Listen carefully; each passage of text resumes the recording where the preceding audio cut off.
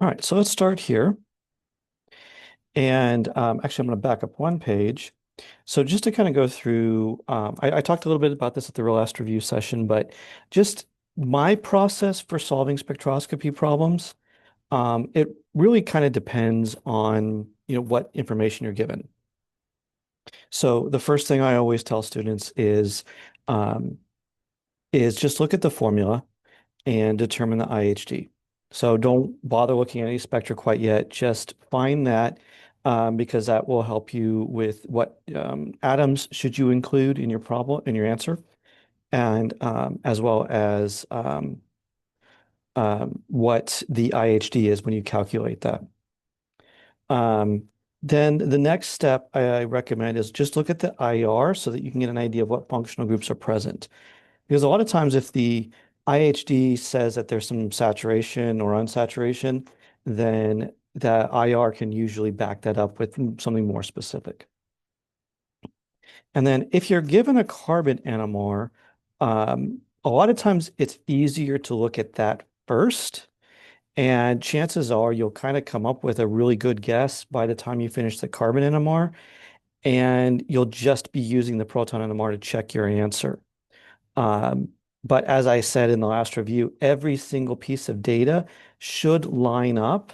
There shouldn't be any weird or maybe the splitting doesn't line up or the integration doesn't line up. It should all line up towards the answer that you have. And then just a kind of another general tip, like everything you discover or you find out, just write it down. Okay, it's a puzzle piece, and you're going to be putting those pieces together to get the whole picture. Um, and so, as I said also in the last review, one of the types of problems you're going to see on your exam is I'm going to give you like a molecular formula and a whole bunch of spectra, and your job would be to come up with the structure of that compound. So let's kind of jump right into it. Um, And so the next few pages have spectra pertaining all to this formula of C4H10O. And so if I calculate the IHD for this, it should have 10 hydrogens if it were fully saturated. And the formula has 10 hydrogens. So that comes out to an IHD of 0. And that's great because it means that it's fully saturated. There are no double bonds, or I should say no pi bonds, and no rings. So I'm going to write that down. All right, then I'm going to go to my IR and see if I can kind of make sense of this. Before I start my IR, notice that there's an oxygen in the formula. If I don't have any IHD, if I don't have any pi bonds or anything like that, then the only possibility for that kind of functional group to have an oxygen in it is either an alcohol or an ether. Because all of the other oxygen containing functional groups, the oxygen is involved in a pi bond. So if I look at the IR, notice that there is no OH there. And so that kind of eliminates that possibility. In fact, this IR is pretty unremarkable. That's just the regular sp3 carbon hydrogen. We know there aren't any double bonds or anything like that. Um, you might be able to say, oh, well, maybe this is the carbon oxygen single bond, but I don't like to go into the fingerprint region a whole lot because a lot of times you just get information that is misleading just because you see a signal there. And the thing is that because it's the fingerprint region, it's unique to that particular compound. So really, all we can get from this, the IR, is that we're pretty sure we have an ether. Now let's take a look at the carbon NMR.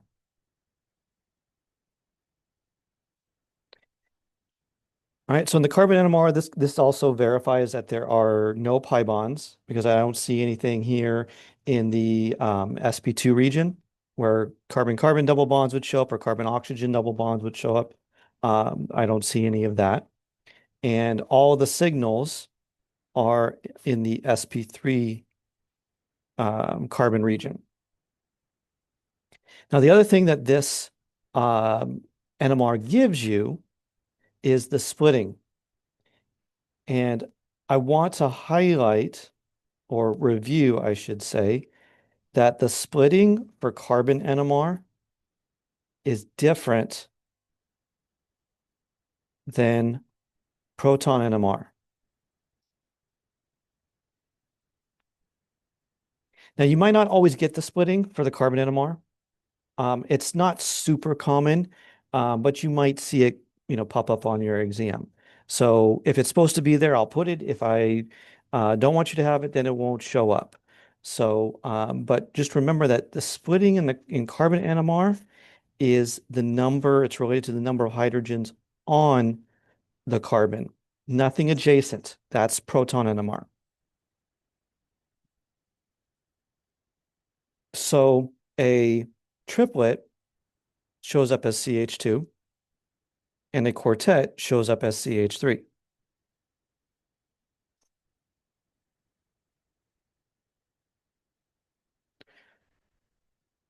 Okay. And notice that um,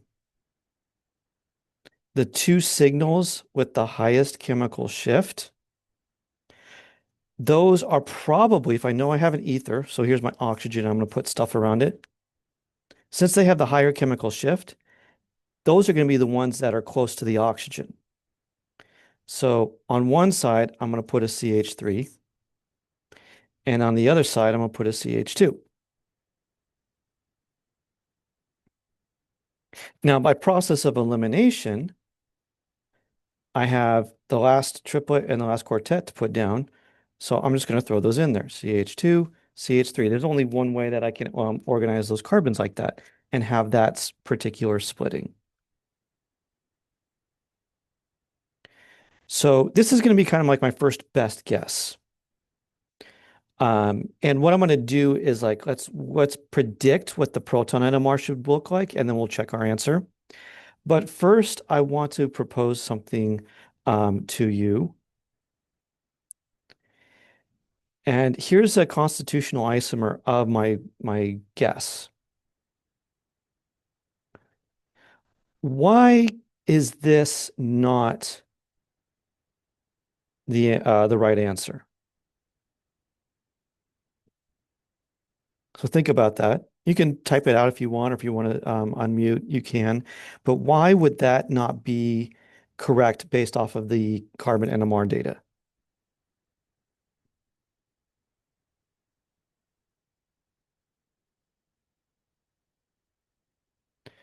So notice one of the big things here is, oh, I don't want to do that. It's symmetrical.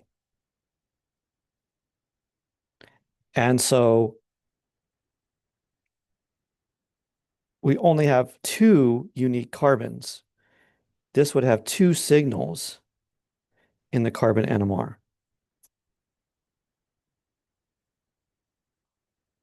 Not only that, the B carbons are both CH2s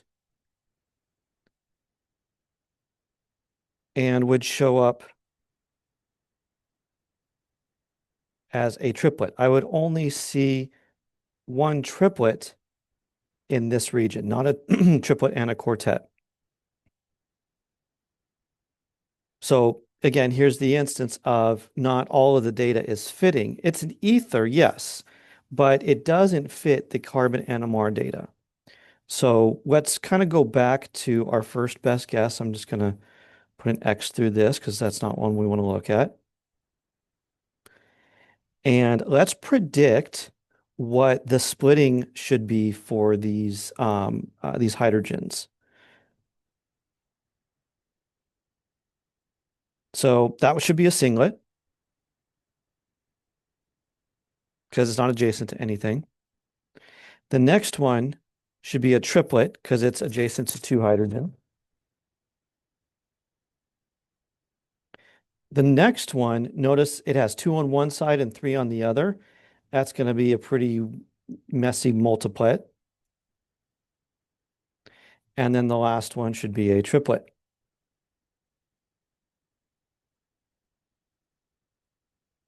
And let's just kind of predict some chemical shift values.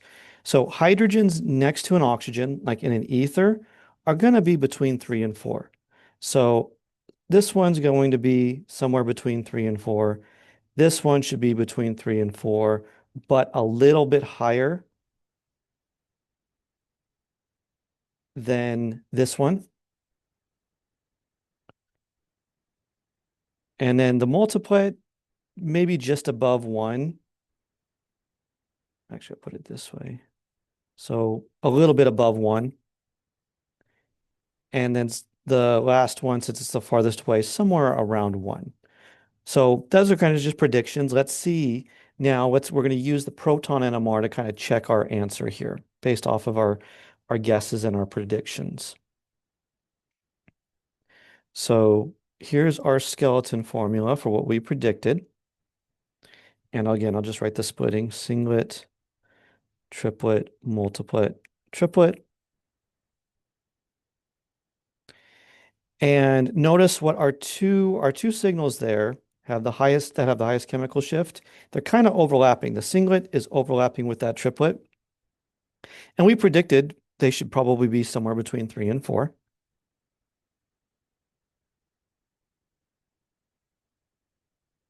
And then our multiplet was next. We said somewhere maybe above 1, and that's where it shows up at.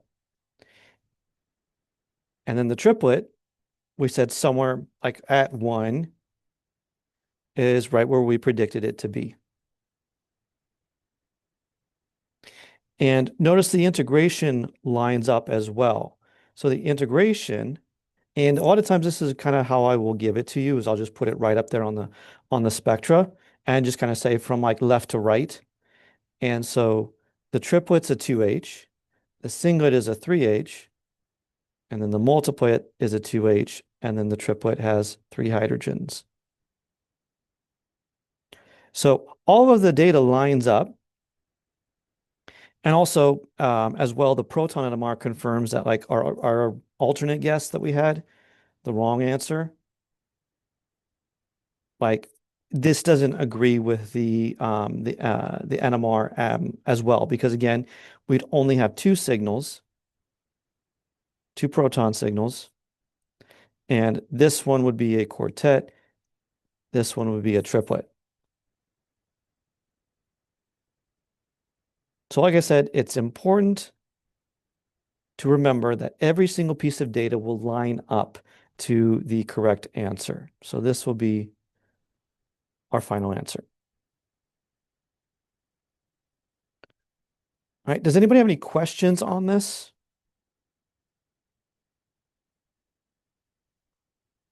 I'm gonna just turn this off real quick. I'll go back to the problems, but does anybody have any questions? Does anybody want me to talk about something else before I go on to another example? Are we gonna go over any questions from like part 12? I didn't have anything planned, but I can certainly answer questions that you might have. Oh, cool. Let me see.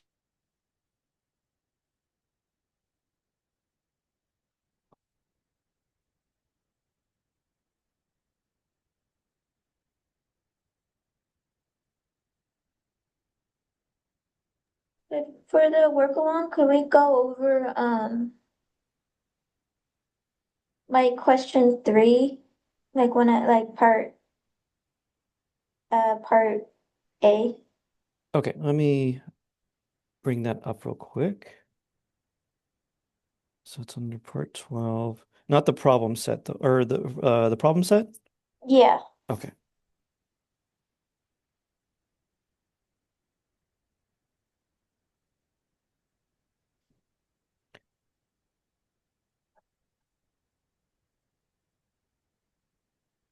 Okay, so which part, or sorry, which number? Um, Actually, could we do let's see, the question 5, the ranking of the Geno files? Okay, yes. All right.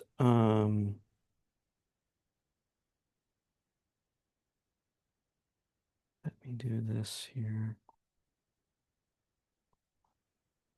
Okay, I'll open it up on this page.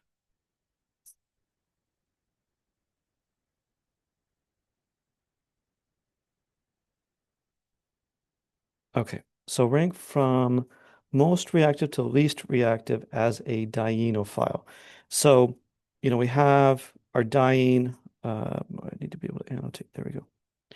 So we have a diene and then a dienophile. So what we want to do is kind of compare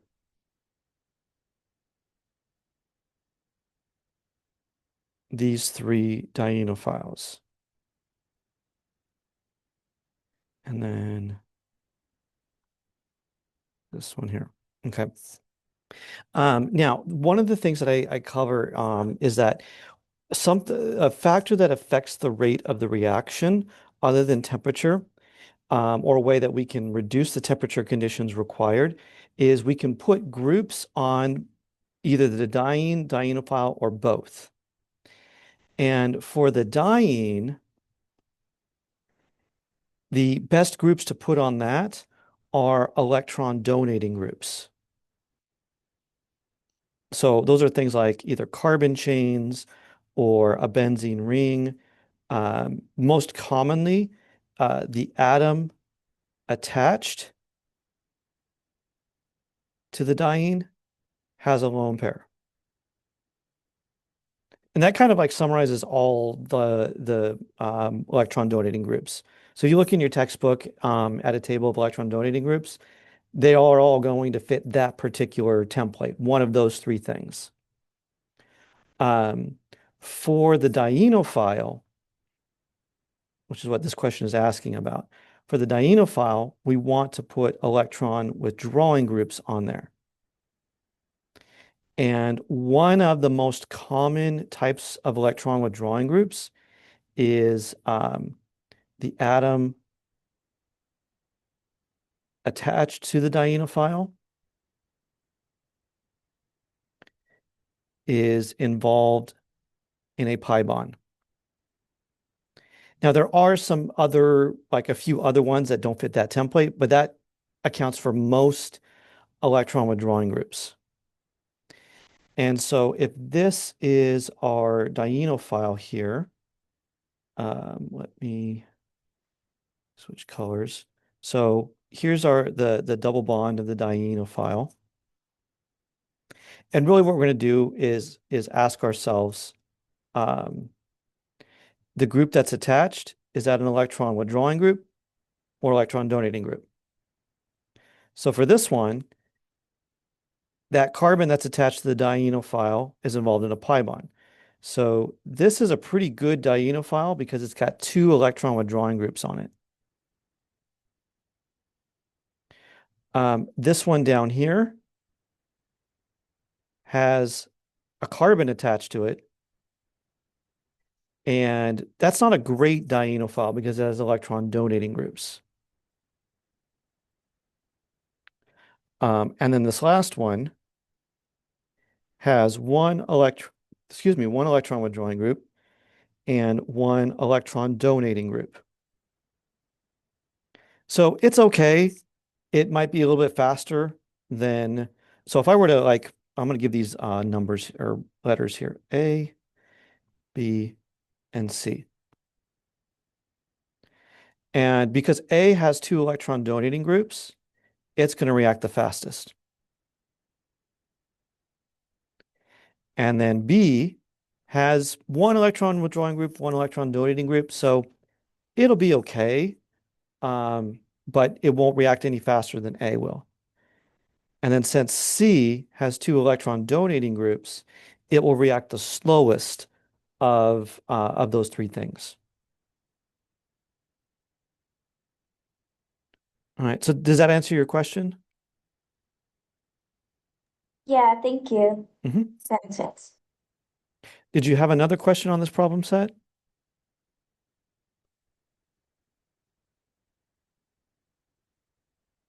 Could we do like question two maybe? Like part Oops. B? Yes. 1 second.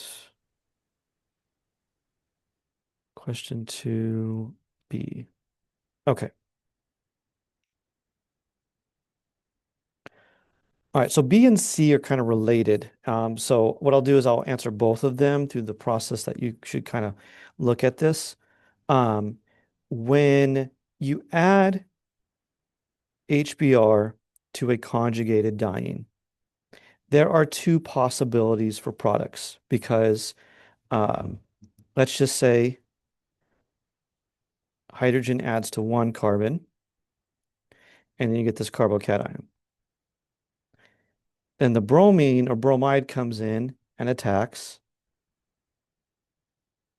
and the hydrogen and the bromine end up on the first two carbons of that conjugated system, or what used to be conjugated system. I'll number these down here. 1, 2, 3, 4. Now, the other option to this, or the other product that's obtained, is resonance occurs, and the carbocation is there, because we can do this by resonance.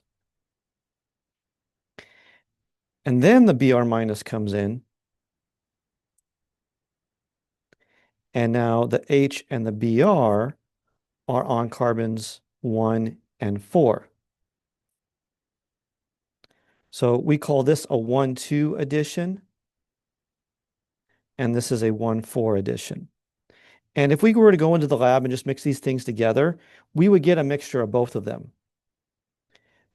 The amounts we get are temperature dependent because we have to ask ourselves, well, what is the most stable intermediate? Since this one is secondary, this intermediate is more stable. And what is the most stable product? So since this double bond is more substituted, that's the more stable product. Okay, so what does this have to deal with, like why we have a different amount of products? And what this comes down to, oops, that didn't work too well. Um, I'll just draw a little energy diagram down here. So the more stable intermediate is going to have the lower transition state. The less stable intermediate is going to have the higher transition state, but it leads to the more stable product.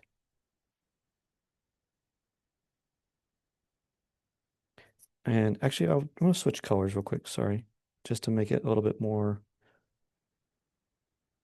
relatable to the problem we did. Now, if we do this at low temperatures, most molecules only have enough energy to get over the lower hill.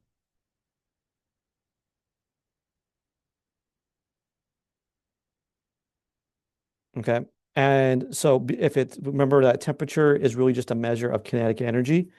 And so at low temperatures, there's very little energy. So most molecules are not going to bother trying to get up over the bigger hill when it's easier to get over the lower hill. And so we call that the kinetic product because it's formed faster since the transition state or the intermediate is lower. Now, if we do this at high temperatures, then the molecules are like, hey, we can go over the bigger hill now because we have more energy. And the reason why they would want to do that is because the end result is a lot more stable. And so we call that the thermodynamic product.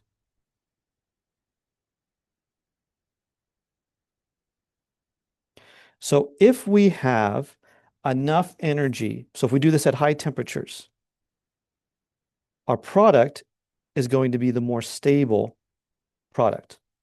We do the 1,4 addition. If we only have enough energy to get over the smaller hill because we do this at low temperatures, the product will be this result, the 1,2 addition.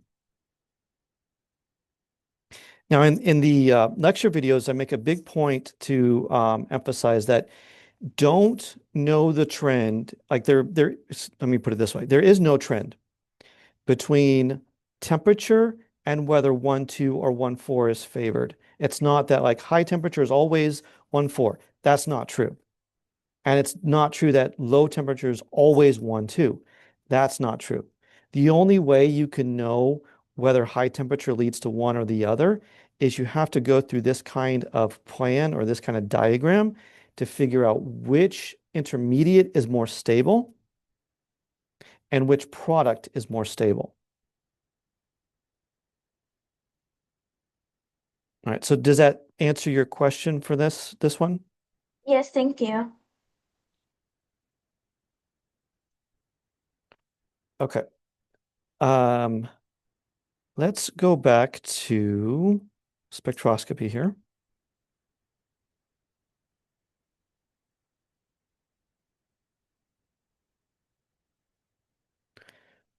All right, so let's look at another combined problem here. So this will have a lot of different types of spectra.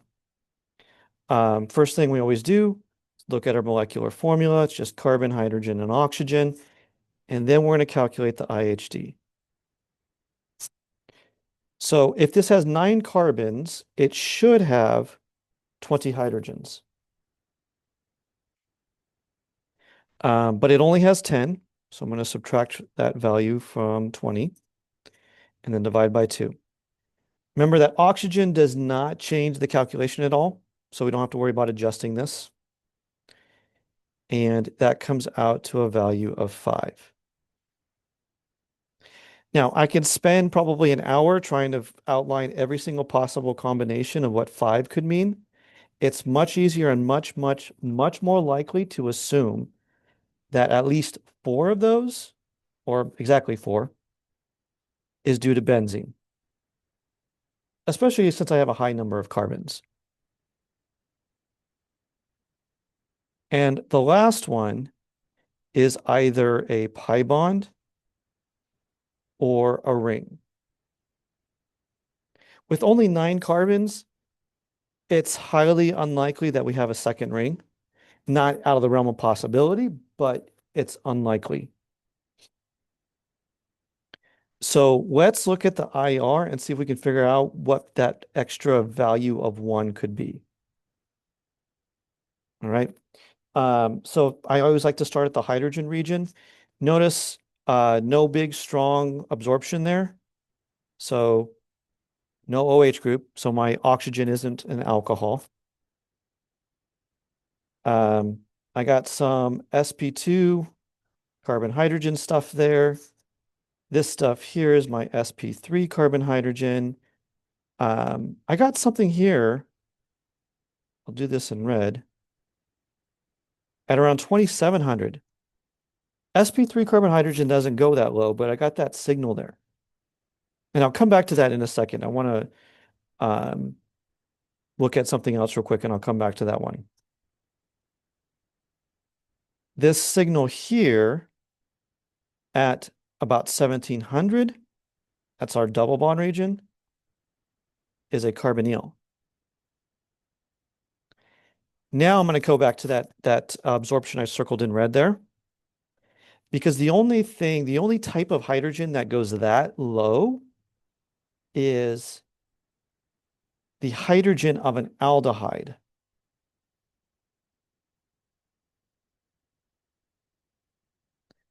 And so what I've done here is I've identified what that oxygen could be, and that oxygen is probably an aldehyde. And since there I got my pi bond there, that's my fifth value of IHD. 4 from benzene. The fifth one comes from that carbon-oxygen double bond. And then these signals here represent the carbon-carbon double bonds of benzene. And that's pretty much all I'm going to get out of this. I know I have benzene. Oops. And I know I have an aldehyde.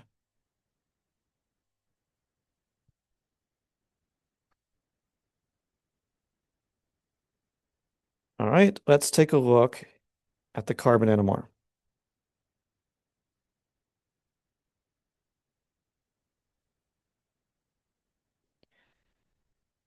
Okay, so I'm just going to kind of start at the highest chemical shift. That signal there at about 190. Okay, remember our kind of cutoff in this double bond region. We go from like 100 to 160 are our carbon-carbon double bonds. Everything above that is carbon oxygen double bond. This also confirms I have an aldehyde. Because the splitting is a doublet, that means I have to have a carbon with a hydrogen on it, with one hydrogen on it. And it's a carbonyl, so there's my aldehyde.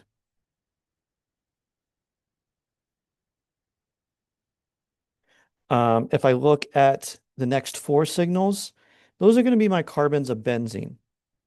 Notice I have two singlets, which are carbons with no hydrogens, and two doublets, carbons with one hydrogen on it.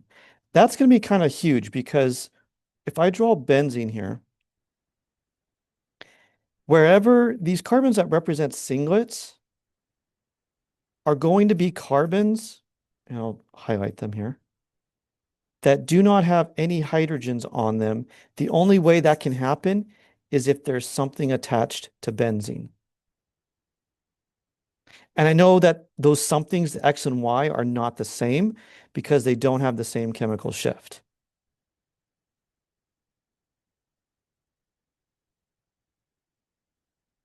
And then these are going to be my doublets here.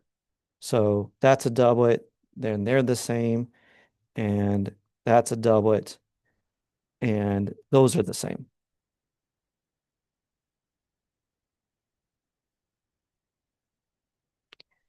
Now, the reason I put X and Y opposite each other is that's the only way I could get like four signals out of that carbon, out of the carbon data. Everything else is going to have more signals.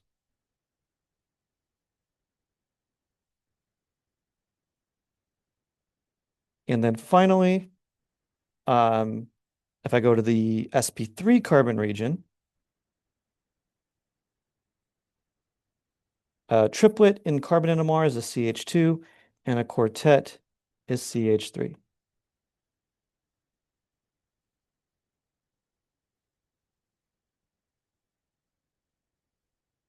All right, so let's kind of come up with some guesses here.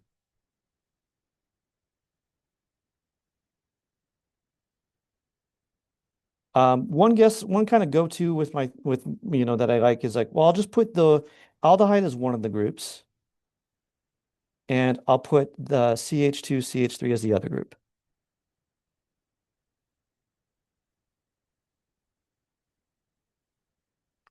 Now, there is another possibility here that would still fit all of the carbon data.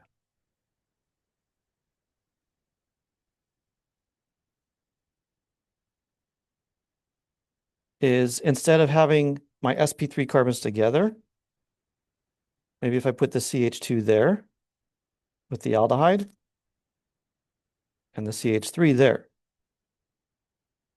because that still fits the data.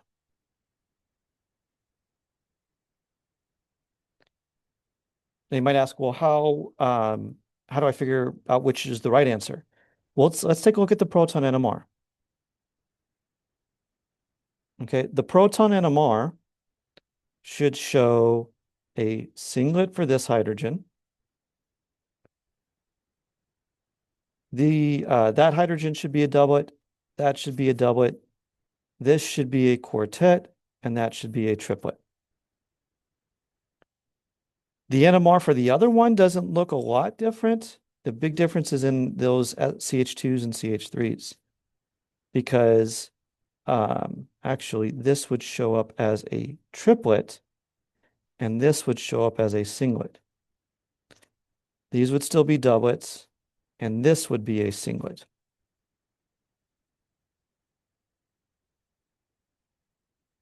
So let's see if the proton NMR is going to shed some light on this. So let me draw our possible answers again.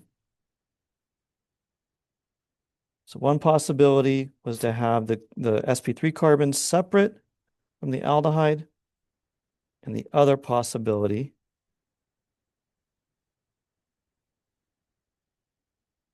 was to separate them.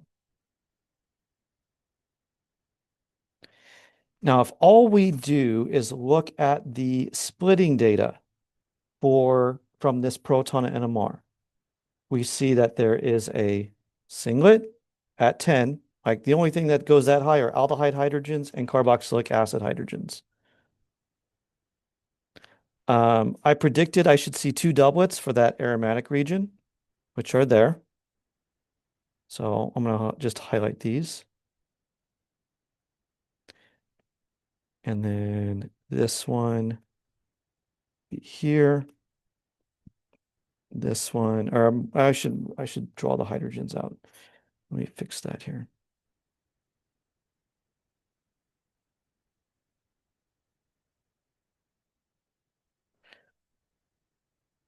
I don't want you to mistake this for carbon. And then CH2, CH3.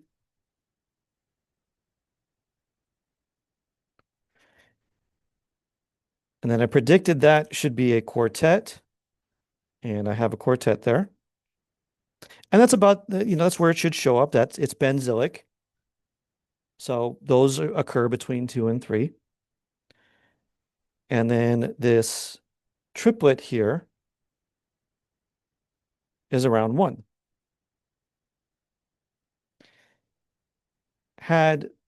So this fits all of our data.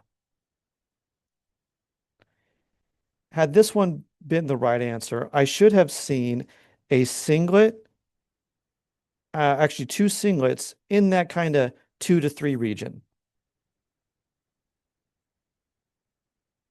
And since the proton NMR doesn't agree with that, that's why this cannot be the right answer. Even though it was a possibility based on the carbon NMR, the proton NMR actually helped us figure out the right answer to decide between those two.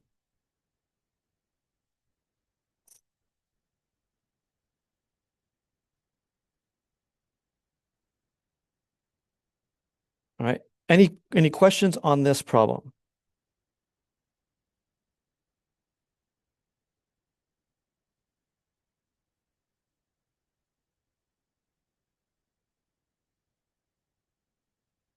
Okay. Let's look at another one. So here we have a problem where there's just one spectra. We don't have multiple things. And that's okay. We just have less to analyze, but we're always going to start at the same spot. We're going to look at the formula and find the IHD. So since there's 5 carbons, it should have 12 hydrogens if it were fully saturated, but it only has 10. And that comes out to a value of 1. So we know that there's either a pi bond or a ring. And let's see if there's something in the carbon NMR that might help us distinguish between those. Because if we have a pi bond, we should see something in the sp2 region of the carbon NMR. So in fact, there is a nice signal right there, past 200. That's a carbon-oxygen pi bond.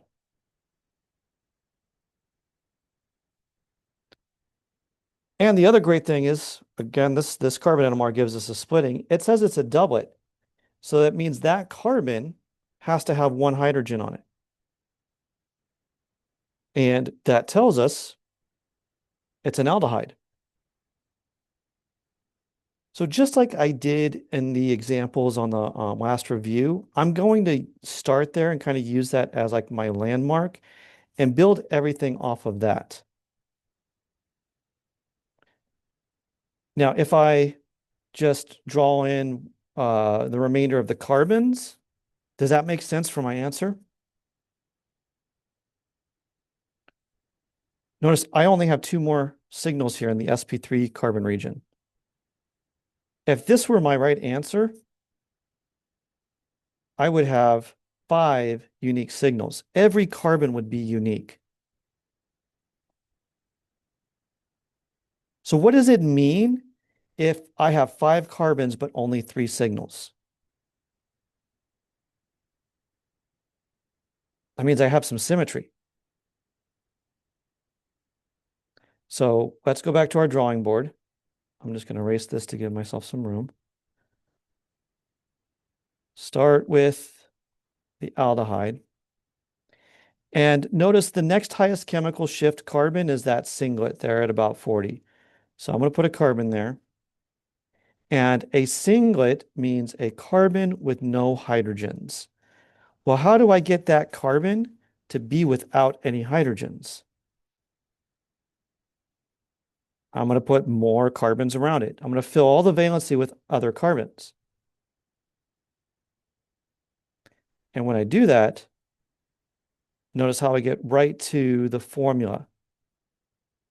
And that makes sense to have all of these because these are all quartets.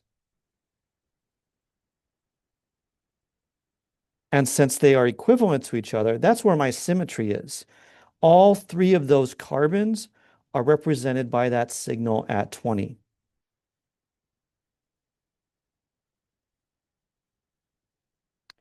And so that's pretty much the only thing that's going to fit all of the data.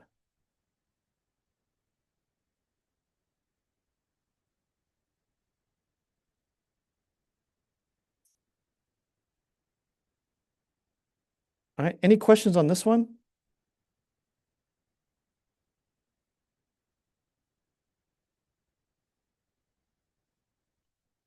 Any questions on something other than spectroscopy?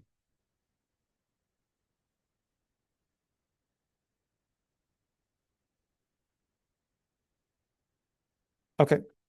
I'm going to kind of skip around and I want to pick something that has like this one.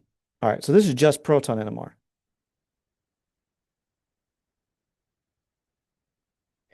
So again, start where we always start, the formula. And just for the sake of time, I'll skip over the calculation, but it has an IHD of 1. So a pi bond or a ring. Now notice in the NMR spectra, there isn't any vinylic hydrogens, okay, because those would show up like between 5 and 6. I don't have any aromatic hydrogens, so that's kind of between 7 and 8. And with 1 oxygen, I don't have an aldehyde.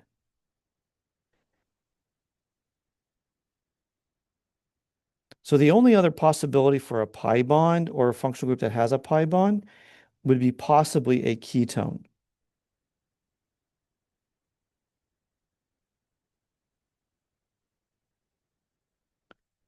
And if I look at this spectra, I have 2 signals here between 2 and 3.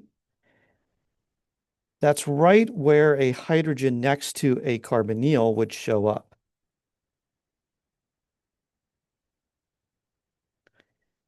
And since they're both, and they're not the same chemical shift, one is obviously higher than the other, but they're both in that 2 to 3 region, I'm going to put those things around that ketone.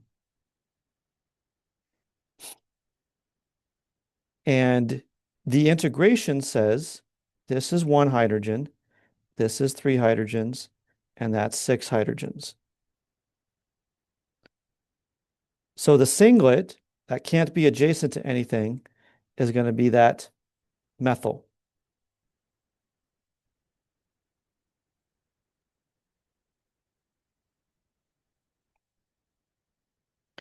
And then on the other side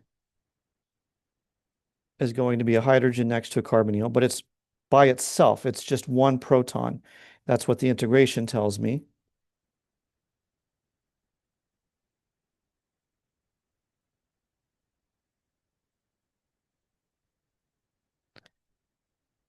Now, this last signal is kind of confusing. How can I have 6 hydrogens?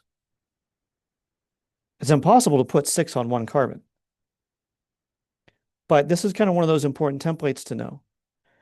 If you see a signal with 6 hydrogens, a lot of times that represents an isopropyl template because these 6 hydrogens here are all equivalent to each other,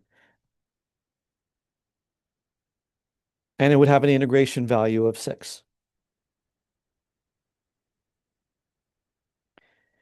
Not only that, they would be a doublet because, just pick one of them. It's just adjacent to one other hydrogen. And this hydrogen here is adjacent to 3 on one side and 3 on the other. That's why it shows up as a multiplet.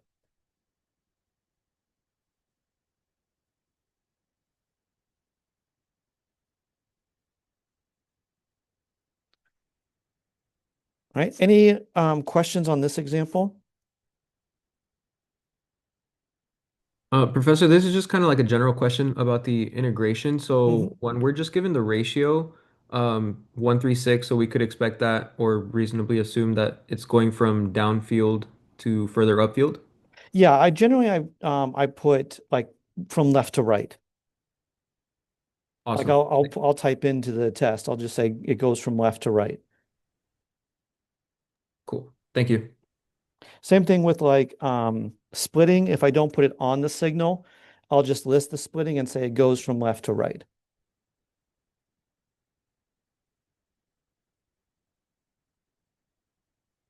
Thanks. Right?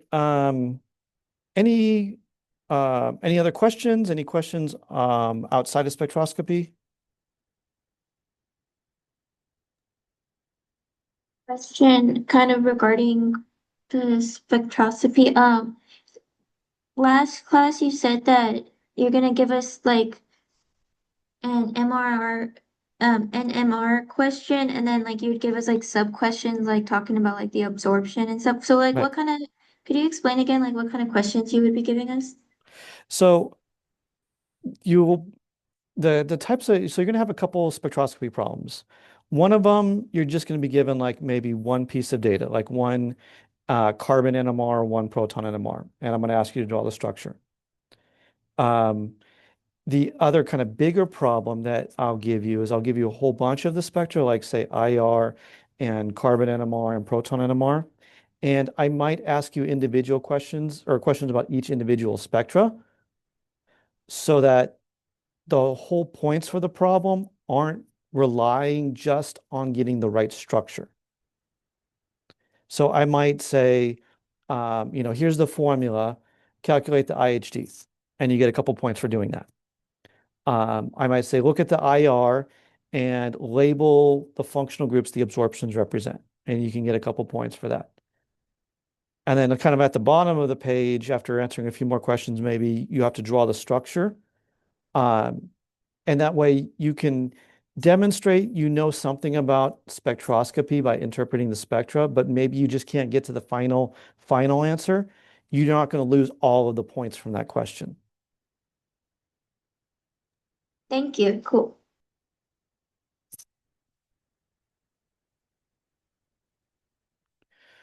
Right? Any other questions?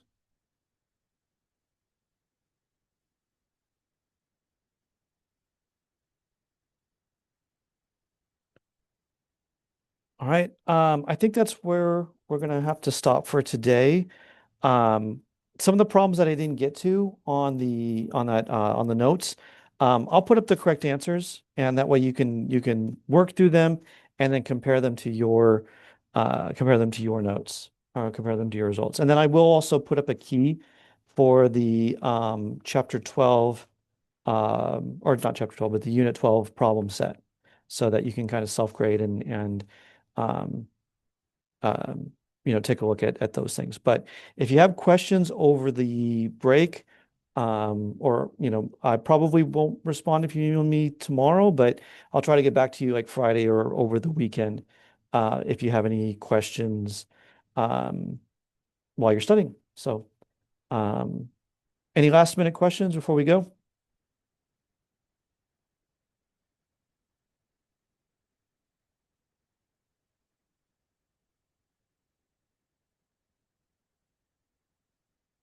All right. Well, let's go ahead and call it there. I'll stop recording